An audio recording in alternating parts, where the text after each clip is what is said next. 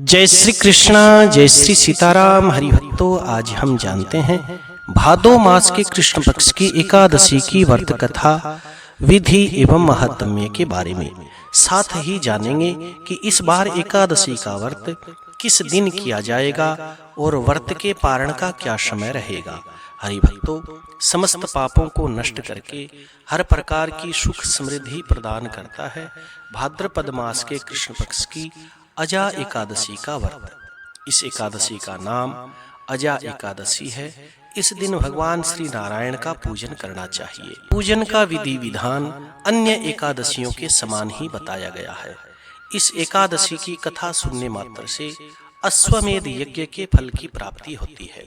अश्वमेध सहस्राणि वाजपेय शतानि च एकादशीम कथा श्रुत्वा श्रोता फलवाग भवेत। अर्थात 1000 अश्वमेध यज्ञ और 100 वाजपेय यज्ञ करने और कराने से जिस फल की प्राप्ति होती है, वही फल एकादशी की कथा सुनने मात्र से प्राप्त हो जाता है।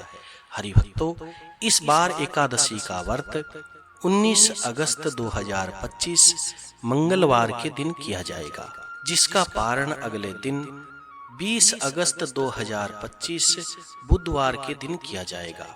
पारण का समय प्रातःकाल 8 बजे से लेकर के दोपहर 2 बजे तक का रहेगा।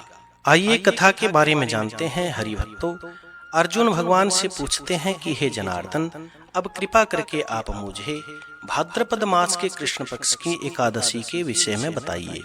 उस एकादशी का क्या नाम है तथा व्रत करने की क्या विधि है और व्रत करने से कौन से फल की प्राप्ति होती है। तब श्री भगवान कहते हैं कि हे पार्थ, भाद्रपद मास के कृष्ण पक्ष की एकादशी को अजा एकादशी कहा जाता है। इस एकादशी का व्रत करने से सारे पाप नष्ट हो जाते हैं। जो मनुष्य इस दिन भक्ति पूर्वक भगवान श्री विष्णु का पूजन करते हैं, व्रत करते हैं तथा रात्रि को जागरण करते हैं, तो उनके समस्त पाप नष्ट हो जाते हैं। हे अर्जुन, इस लोक और परलोक में सहायता करने वाली इस अजा एकादशी के व्रत के समान विश्व में और कोई भी व्रत नहीं। अब तुम इस एकादशी की कथा मेरे से ध्यान लगा करके सुनो। श्री भगवान कहते हैं कि हे अर्जुन, प्राचीन काल में अयोध्या नगरी में एक चक्रवर्ती सम्राट राज्य किया करते थे। उनका नाम हरिश्चंद्र था। महाराज हरिश्चंद्र अत्यंत वीर, प्रतापी, सत्यवादी थे और अपनी प्रजा का पालन पोषण पुत्र के समान किया करते थे।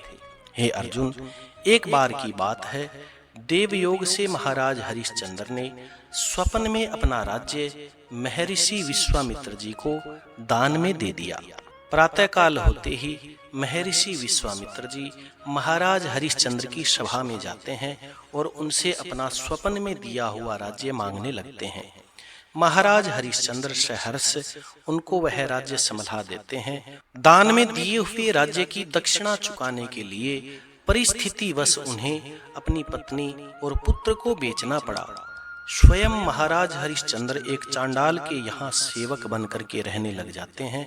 सत्यवादी महाराज हरिश्चंद्र एक चांडाल के यहाँ शमशान घाट में कफन लेने का काम करने लग जाते हैं।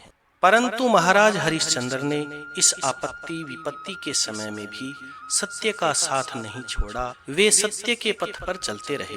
जब महाराज हरिश्चंद्र को इस प्रकार कई वर्ष बीत गए, तो महाराज को अपने इस नीच कर्म पर बड़ा दुख हुआ और वे इससे मुक्त होने का उपाय खोजने लगे।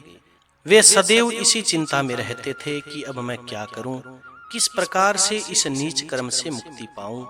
इसी प्रकार वे सोचते रहते थे।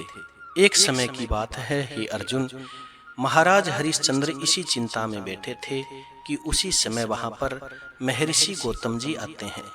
राजा ने उन्हें प्रणाम किया और अपनी दुख भरी कथा उन्हें सुनाने लगे। राजा की इस प्रकार की दुख भरी कथा सुनकर के महर्षि गौतम जी अत्यंत दुखी हुए और सोच करके महाराज हरिश्चंद्र से कहने लगे कि हे राजन, भादो मास के कृष्ण पक्ष की एकादशी का नाम अजा एकादशी है। हे राजन, आप उस अजा एकादशी का व्रत विधि पूर्वक करो, भगवान श्री विष्णु का पूजन करो और रात्रि को जागरण करो।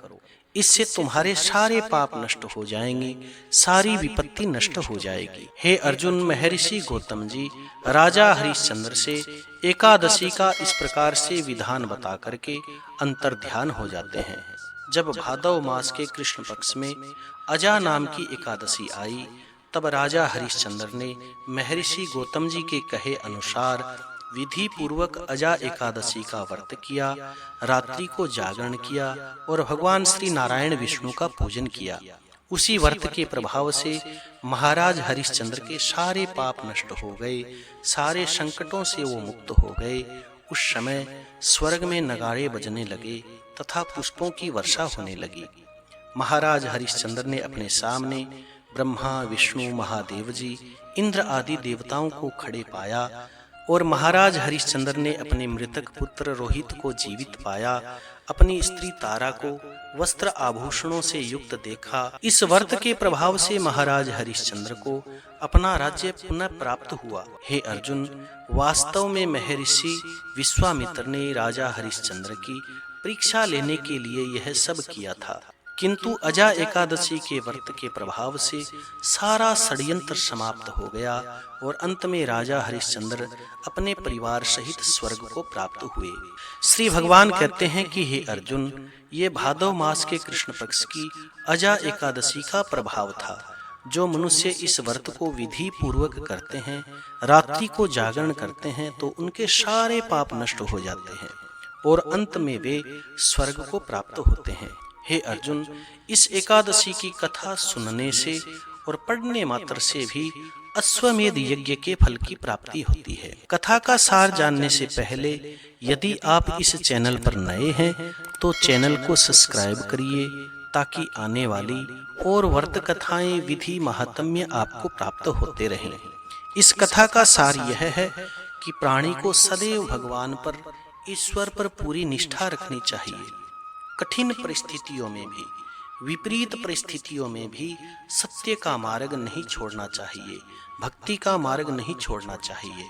जो सत्य का मार्ग नहीं छोड़ते, भक्ति का मार्ग नहीं छोड़ते, वे स्वर्ग के अधिकारी होते हैं और भगवान की कृपा के कृपाभाजन बन जाते हैं। और सत्य की परीक्षा कठिन समय में, विपरीत समय में ही होती है। अतः भगवान पर पूर्ण विश्वास रखते हुए सत्य का पालन अवश्य करना चाहिए। जय श्री कृष्णा, जय श्री सीताराम। कथा सुनकर के कथा को लाइक करें, शेयर करें और कमेंट में भगवान का मंगलमय नाम अवश्य लिखें। जो लोग इस चैनल पर नए हैं वो चैनल को सब्सक्राइब करें, ताकि और आने वाली व्रत कथाएं, विधि, महात्म्य आपको प्राप्त होते रहें। जय श्री कृष्णा, जय श्री सीताराम।